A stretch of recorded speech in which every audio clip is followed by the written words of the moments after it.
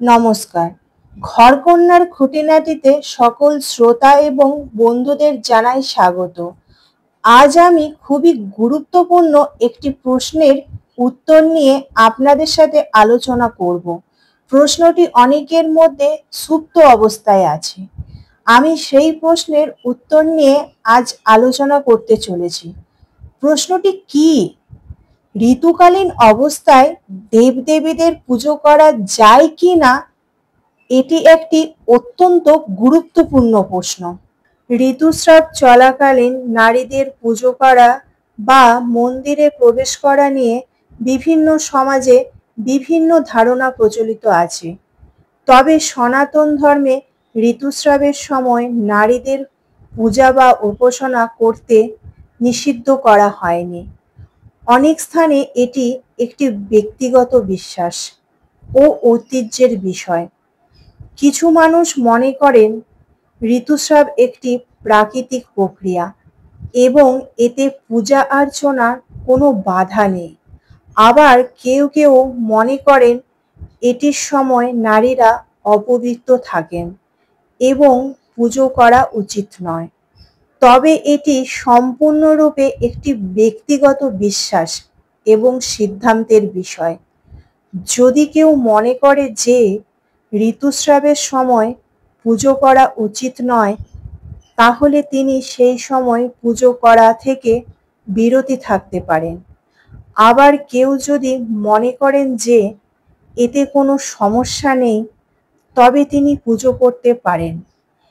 গুরুত্বপূর্ণ বিষয় হলো এই বিষয়ে কোনো কঠোর নিয়ম নেই এবং এটি সম্পূর্ণরূপে ব্যক্তিগত নিজস্ব পছন্দের উপর নির্ভরশীল।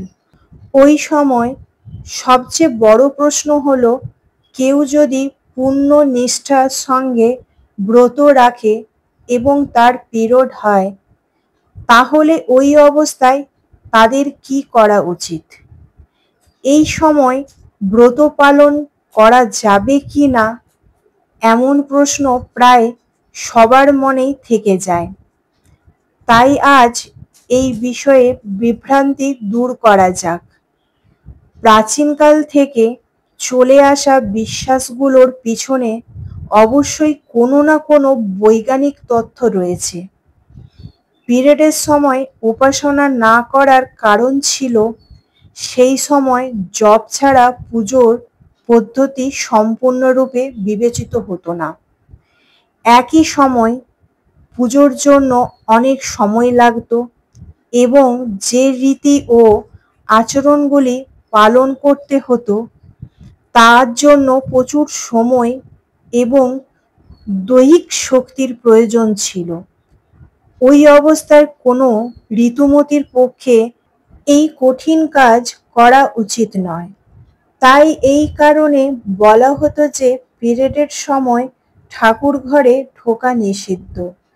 এছাড়া ওই সময় যজ্ঞ ও পুজোর রীতি পালনের যে মন্ত্রগুলি পাঠ করা হতো তা পরম পবিত্রের সঙ্গে জপ করা হতো। পিরিয়ডের সময় হরমোনের পরিবর্তনের কারণে প্রচুর ব্যথা এবং ক্লান্তির ফলে কোনো মহিলার পক্ষে বেশিক্ষণ বসে জপ করা বা আচার অনুষ্ঠান করা সম্ভব ছিল না। এই জন্য তাকে পুজোয় বসতে নিষিদ্ধ করা হতো। এছাড়া পুজো সবসময় পবিত্রতার সঙ্গে করা হয়, আর আগের যুগে পিরিয়ডের সময় পরিষ্কার পরিচ্ছন্নতা বজায় রাখার তেমনি কোনো উপায় ছিল না। তাই তাদের ব্রত পালন করা নিষিদ্ধ ছিল। সেই সময় ঋতুমতী মহিলাদের থাকার জন্য একটি আলাদা কক্ষ দেয়া হতো, কিন্তু নারীদের মানসিক পুজো ও জপ করতে কখনোই নিষিদ্ধ করা হয়নি।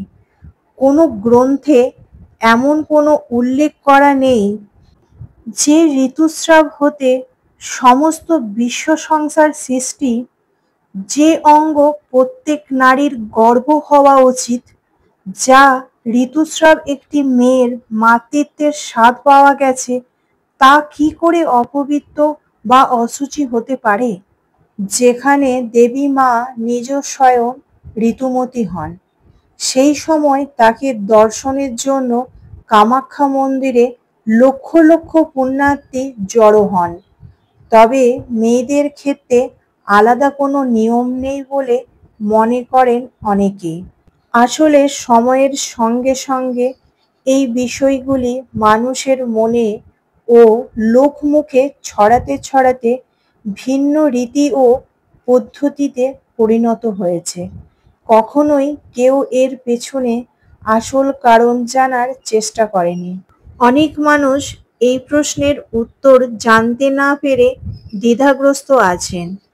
আজ আশা করি বন্ধুরা আমি আপনাদের প্রশ্নের উত্তর দিতে পেরেছি এবং চিন্তামুক্ত করতে পেরেছি। আপনাদেরকে একটি সিদ্ধান্ত নেয়ার সুযোগ করে দিতে পেরেছি। ভিডিওটি এই পর্যন্ত। ভালো লাগলে কমেন্ট বক্সে জয় মা তারা লিখে যাবেন।